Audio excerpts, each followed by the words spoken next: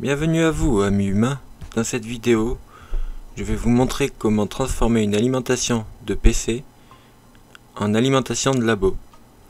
Ça pourra vous permettre d'avoir du 12 volts et du 5 volts de manière ultra simple dans votre atelier. Donc là, comme vous voyez, je vous ai montré les spécificités de la lime. Bien sûr, avant de vous attaquer à tout ça, il va falloir appuyer sur le bouton pour le mettre en mode on, le laisser 2 ou 3 jours histoire que l'électricité se vide, parce que sinon les condensateurs peuvent vite vous donner un coup de jus et c'est pas du tout ce qu'on recherche. Donc là, comme vous voyez, je le démonte. Je vais en profiter pour vous dire pourquoi je suis en voix off. Désolé, j'ai eu un problème lors de la prise du micro et donc je suis obligé de tout redoubler en voix off. Là, j'ai ouvert l'alimentation. Je vous montre l'intérieur. La vôtre sera peut-être différente, mais dans tous les cas, c'est toutes les mêmes. Ne vous inquiétez pas, la couleur des fils, c'est toujours les mêmes.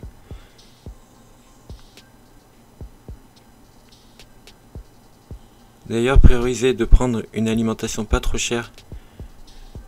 Parce qu'on sait jamais, vaut mieux détruire une alimentation à 50 € qu'une à 300. Ici, vous voyez, il faut prendre le 4e pin en partant de la gauche. Ça sera le vert. Moi, je l'ai découpé. Ce fil vert, il sert à mettre sur on l'alimentation. Là, on prend le 6e pin en partant de la droite. Ça sera un fil noir qu'il va falloir relier avec le fil vert. Nous, on va mettre un émetteur pour pouvoir éteindre l'alimentation de manière ultra simple.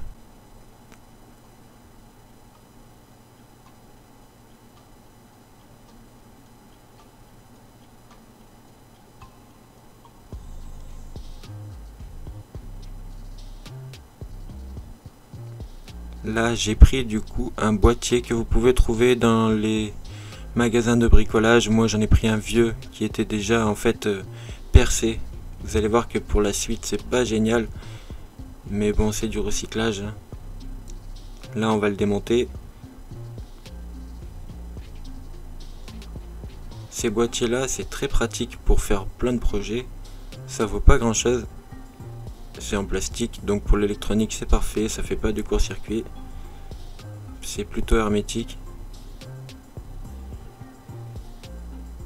Là, je suis toujours dans le démontage parce qu'il faut virer tout ça. Je crois que c'était un truc pour les moteurs de porte de garage. Après, on s'en fout, hein.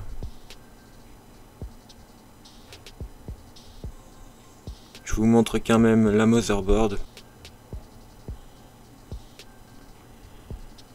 Donc là, comme vous voyez, il va falloir percer pour faire passer les câbles. Après, libre à vous de tout laisser à l'intérieur, les câbles dont vous ne vous servez pas. Moi je les ai laissés à l'extérieur parce que ça pourra me permettre de tester les disques durs et de tester les cartes mères.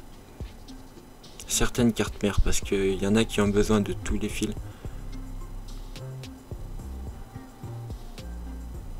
Après, je ne vous conseille pas vraiment de les laisser quand même les fils comme ça. Ça peut être plutôt dangereux d'avoir les fils accessibles. Donc là j'ai percé. Ensuite il faut faire la finition. Je la fais avec un scalpel. Parce que c'est du plastique, ça a vite tendance à fondre. Donc à laisser des copeaux qui sont vraiment pas beaux et qui peuvent couper les fils. Donc il faut les enlever. Je vous montre pas tout, j'ai cut les moments où vraiment c'est très long et très chiant. J'ai fait l'intérieur et l'extérieur. Comme vous voyez, il y avait déjà des trous. Ça c'est des vestiges de l'ancien justement gestionnaire de porte de garage. Vu que c'est de la récup. Alors là je place l'alimentation à l'intérieur. D'ailleurs, si vous vous demandez pourquoi j'utilise ce boîtier en plastique et que j'ai pas juste gardé la lime directe, c'est justement pour éviter de prendre des coups de jus quoi. Au moins là tout est bloqué à l'intérieur, on ne touche que le plastique, ce qui est parfait. Encore une fois, je fais les trous pour les ventilateurs. Il a fallu les repérer, mais même si ça tombe pas pile en face, c'est pas très grave.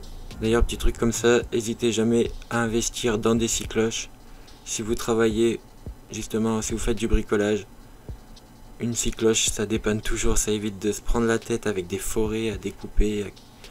C'est hyper compliqué, alors que là en 30 secondes c'est fait. Bien sûr, comme je vous ai dit tout à l'heure, il y a la finition, mais bon, ça c'est normal. Donc maintenant on perce l'autre côté, parce qu'il y a une entrée et une sortie pour l'air. Une alimentation, on s'en rend pas trop compte, mais mine de rien ça chauffe. Il y a même des alimentations water coolées. Pas beaucoup, c'est vrai, ça a vite été abandonné, mais ça existe. Sur ce passage, justement, je vous passe les finitions, parce que vous l'avez vu une fois, pas besoin de le voir deux fois. Pour coller la lime, sans se prendre la tête, j'ai juste mis du pistolet à colle. Dans tous les cas, il sera tenu par le couvercle. Donc n'hésitez pas à bourrer de pistolet à colle. Le pistolet à colle, ça dépanne quand même pas mal.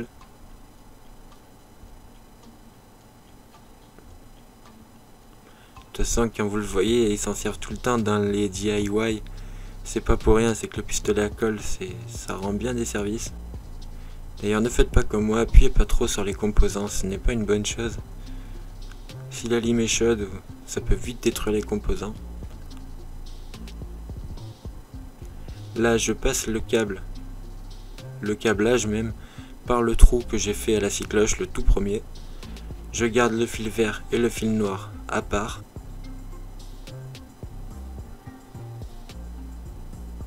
D'ailleurs, je profite de ce moment pour vous dire, n'hésitez pas à lâcher un commentaire pour me dire si cette vidéo vous plaît, si c'est trop lent, si c'est trop rapide. Parce que c'est la première fois que je fais ça en voix off et sérieusement, c'est pas très pratique à faire.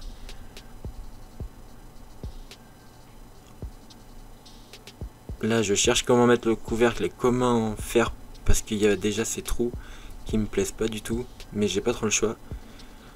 Là, je cherche l'endroit pour installer l'interrupteur, en essayant de me servir des trous déjà existants tant qu'à faire. Là, comme vous le voyez, je l'ai fait hors champ, mais j'ai mis la prise, le câble d'alimentation plutôt. Je vous montre son passage. J'ai du coup fait même un deuxième trou à la scie cloche. Je sais pas pourquoi d'ailleurs, j'aurais pu le faire passer par le premier trou. Là, j'ai mis un ampère-mètre. Vous allez vite vous rendre compte, mais je vais m'en débarrasser. Parce que c'était de la merde en fait, il foutait le bordel avec tout le reste. Et puis j'en avais pas tellement besoin. Là je l'avais mis parce que ça traînait sur mon bureau depuis quelques temps.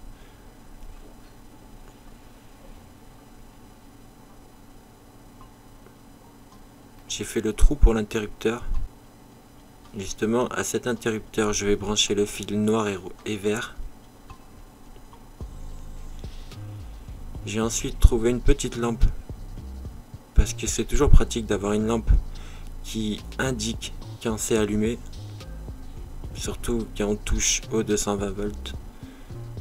Là j'essaie de me servir des trous encore une fois existants. Aucun ne va bien entendu, ça m'aurait étonné. Donc je perce le trou pour la LED, pour la petite loupiote de fonction.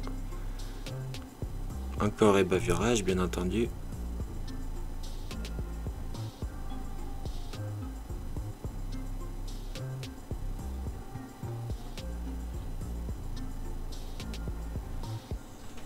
Du coup j'ai mis la lampe, ensuite je la verrouille avec du pistolet à colle. De toute façon je vais tout verrouiller avec du pistolet à colle. Ça d'ailleurs c'est une très bonne chose le pistolet à colle. N'hésitez pas à en mettre justement même sur les câbles en eux-mêmes vu que c'est pas conducteur. Ici du coup j'ai découpé le capot de l'alimentation. Là je vous montre avec quoi je l'ai découpé, le Fatmax Stanley, qui est un outil qui découpe le métal de manière hyper simple, comme si c'était du plastique, comme si c'était du papier. Aussi encore une fois un très bon investissement pour ceux qui font du bricolage. Donc maintenant avec les câbles que j'ai en main, je vais chercher le 12 volts. Et le 12 volts dans une alim de PC comme ça, c'est le jaune et noir. Le vert et noir de tout à l'heure, c'est juste pour mettre sur on. Et le jaune et noir, c'est le 12 volts. Là, j'essaye de mettre ensemble les fils, histoire de faire propre et histoire de pas tout arracher. J'aime bien mettre ça parce qu'en vrai ça rend très propre un projet et vraiment ça permet que les câbles restent tous ensemble. Si vous êtes youtubeur d'ailleurs et que vous voulez me faire un projet qui apparaîtra sur votre chaîne ou autre même, n'hésitez pas à me le dire, je peux vous faire à peu près tout et n'importe quoi. J'aimerais bien être l'ingénieur des youtubeurs. Du moment que j'en fais une vidéo, je pourrais même vous l'offrir. Ici on va voir du coup les branchements finaux. Donc le vert et noir sur l'interrupteur, mais vu que je passe par la petite lampe, et ben je vais devoir mettre la cosse sur la lampe justement, enfin le fil vert sur la lampe reliée à l'interrupteur et l'interrupteur relié au fil noir. De toute façon je vous le montre dans 30 secondes. Là je mets des cosses parce que oui c'est important de mettre des cosses.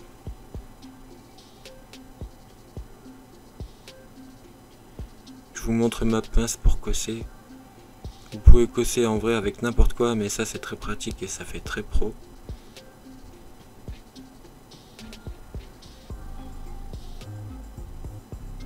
Donc voilà, les deux sont cossés, le vert et noir sont cossés.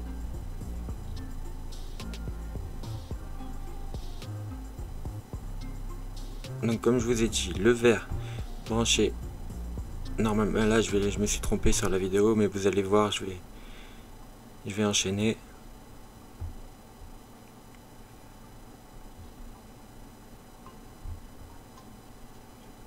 Donc oui, le vert sur la LED.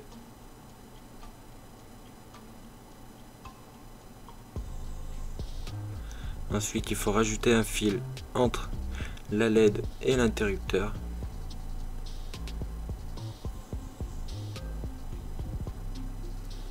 J'ai pris un câble qui était déjà cossé, tant qu'à faire. Et puis au moins c'est une cosse protégée, donc ça évite de faire ça en plus. Voilà, j'ai mis les cosses des deux côtés. On relie la LED à l'interrupteur.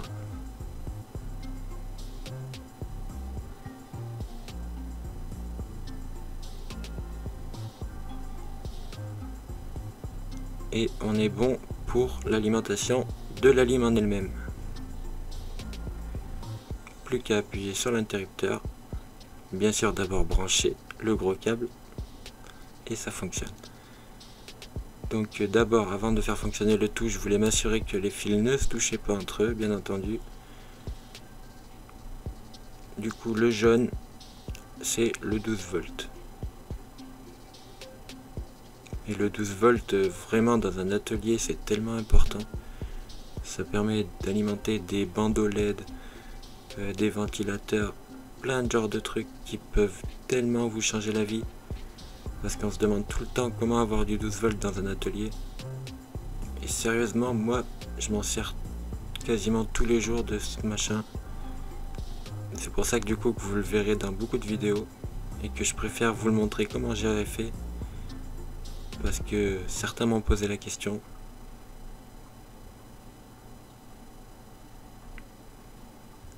Donc voilà, comme vous voyez, je les ai réunis entre eux. Déjà, le jaune et le noir. J'ai mis les deux jaunes ensemble, les deux noirs ensemble. Là, je vous montre les câbles qui vont me servir. Que je vais brancher directement, en fait. Ça me permettra de pouvoir mettre ça, en fait, sur n'importe quoi.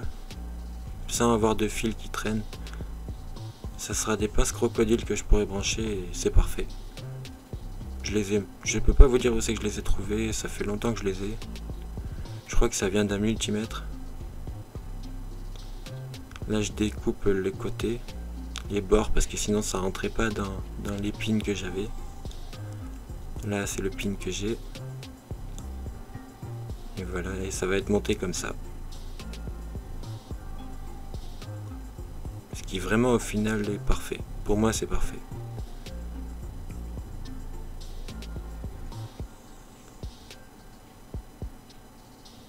Du coup maintenant justement on va installer les pins que je vous ai montré juste avant. Le noir et le rouge. Ça va être du 12 volts quand même, donc faut éviter que ça se touche, ça me détruirait la lime.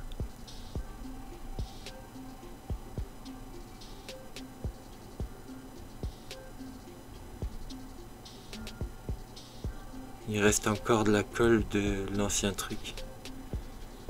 D'ailleurs, si vous faites le même montage que moi, essayez de trouver ces pins là, c'est très pratique. Après, j'en ai vu des pins justement comme ça qui tournent et qu'on peut mettre le fil dedans, ce qui peut être aussi pratique pour certains. Mais moi, je suis très content de ça là.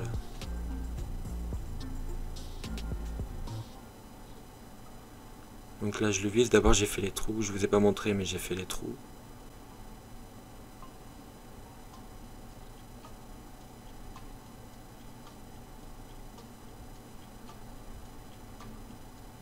Donc il a fallu visser le tout. Ensuite, j'ai sécurisé avec du pistolet à colle, comme toujours, parce que j'aime bien faire ça. Comme vous voyez, la LED et le bouton, ils sont sécurisés avec du pistolet à colle.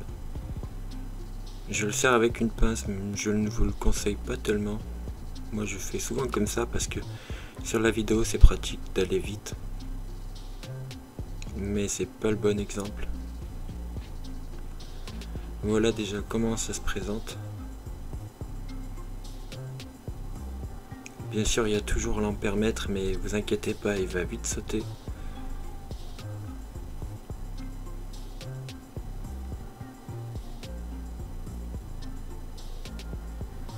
D'ailleurs, si vous faites ce build, vous allez voir que moi, ces pins, le rouge et le noir, j'en ai que 2, mais si vous en achetez, achetez-en 4. 2 rouges, 2 noirs. Parce que moi, mon 5 volts, vous allez voir tout à l'heure que c'est juste des fils qui traînent. Et c'est vraiment pas cool. Comme ça, en gros, si vous avez 4 pins, vous en aurez un rouge, un noir pour le 12 volts, un rouge, un noir pour le 5 volts. Le 5 volts aussi, dans un atelier, c'est très pratique de l'avoir. Donc là, sur les fils jaunes de tout à l'heure, j'ai mis une cosse. Une cosse qui va aller directement sur le pin rouge, puisque c'est le jaune. Là, c'est le noir, donc forcément la masse. J'y mets une cosse aussi, et je le mettrai sur le pin noir. En vrai, là, c'est un branchement extrêmement simple, donc je pense pas que je vous mettrai un petit fichier, justement, qui vous montre comment brancher. Un petit dessin, parce que c'est extrêmement simple. Là, ne prenez pas du tout en compte l'ampère-mètre. Mais sinon, le jaune et noir, c'est bon. Là, on va faire le premier essai. Je vous montre d'abord comment j'ai branché l'interrupteur, même si c'était déjà vu tout à l'heure.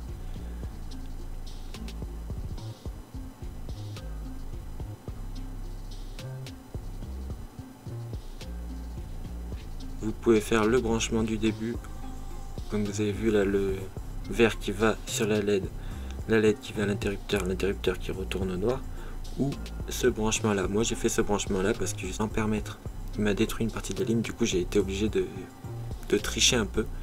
Mais ce branchement là fonctionne, le branchement que vous avez sous les yeux maintenant fonctionne. Donc en gros là, ce que j'ai fait, c'est que j'ai mis le plus du 12 volts directement en fait sur la LED. Et ça fonctionne comme ça. Ça permet d'alimenter la LED en fait. La LED, tant qu'elle est alimentée pour me dire que l'alimentation justement est sur on, moi c'est ce qui compte.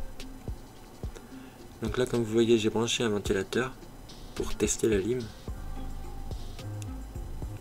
Ce qui sera d'ailleurs le but final de la lime. Surtout pour tester les ventilateurs, c'est toujours compliqué de tester un ventilateur. Là, c'est une cosse que j'avais acheté chez le DLC, qui est très pratique. C'est pour ça aussi que j'ai gardé les câbles. Comme ça, je peux tester la cosse en elle-même. Là, tout est branché. On va pouvoir appuyer sur le on. Mais d'abord, il faut brancher le gros câble, le câble noir, au 220.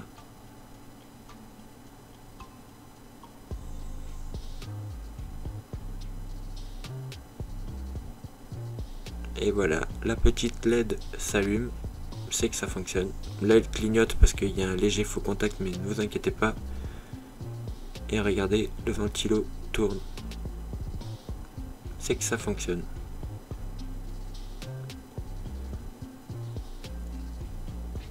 et ça m'a pris 20 minutes.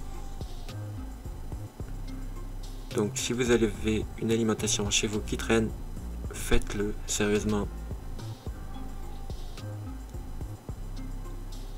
Là, comme je vous ai dit tout à l'heure, c'est pour verrouiller la lime. Une fois que le capot est fermé, au moins elle sera bloquée et elle bougera pas. Donc je mets ce petit bandeau là pour tenir la lime plaquée une fois que tout est fermé. Donc on ferme pour la dernière fois.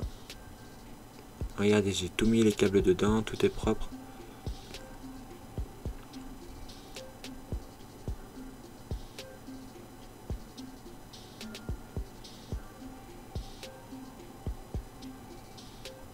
Et on peut fermer. On va faire une déco à la fin, une déco plutôt un truc pour faire un peu propre. Je vais juste mettre et pour essayer de cacher aussi les trous, les anciens trous, parce que c'est vraiment pas beau et que ça me plaît pas tout court quoi. Donc voilà, elle est fermée, elle est bien fixée. On va faire un dernier test. Parce que des fois, une fois que c'est fermé, ça fonctionne plus. Là, c'est les câbles que moi je voulais garder dehors, mais vous pouvez les mettre à l'intérieur. Parce qu'en soi, c'est pas très utile. Là, j'ai branché les deux, justement, mon 12 volts. Mais d'abord, on va faire la protection dont je vous ai parlé tout à l'heure. Donc, j'ai fait virer cet ampèremètre de merde.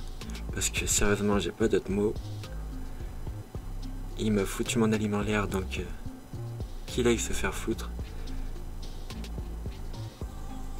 Et voilà, j'ai mis la protection, tout est bon, le bouton ressort.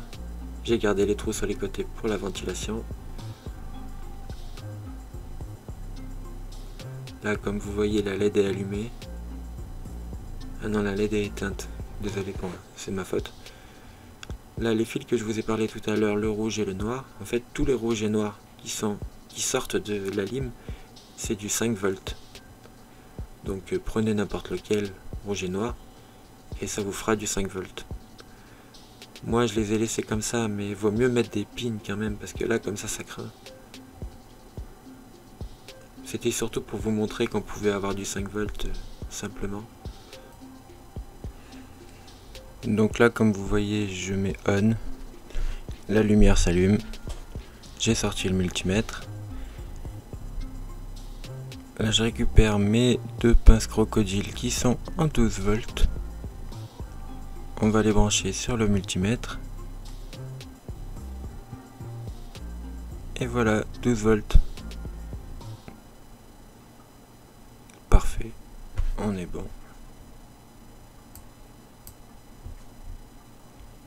Maintenant on va essayer sur le 5 volts. Donc le rouge et le noir qui sortent directement de la lime.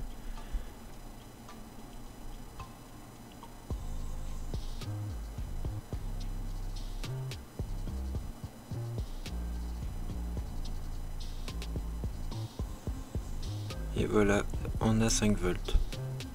Donc on est bon, la lime fonctionne, l'objectif est atteint. On a ce qu'on veut, du 5 et du 12 volts de manière ultra simple, ce qui est parfait.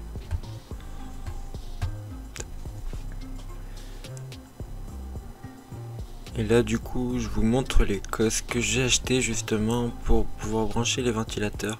C'est des cosses qu'on peut mettre dans les PC à l'origine, mais là moi je m'en sers justement pour tester les ventilateurs. Là je branche la cosse spéciale que je vous ai dit, hop, on allume et le ventilateur fonctionne. Du coup ça évite de devoir mettre les pinces crocodiles à l'intérieur et tout, là c'est bien plus pratique comme ça, c'est directement adapté. Donc pour moi c'est le top. J'essaierai peut-être après de le noyer on va dire dans le boîtier histoire que ça fasse plus propre, de laisser que la sortie pour le ventilo. Mais là pour l'instant ça me plaît comme ça. Donc voilà. Et ben je vous dis à la prochaine sur la chaîne. J'espère que cette vidéo vous aura plu. Ça a été un peu une galère à monter, je vous le cache pas. Mais bon. Allez, à plus.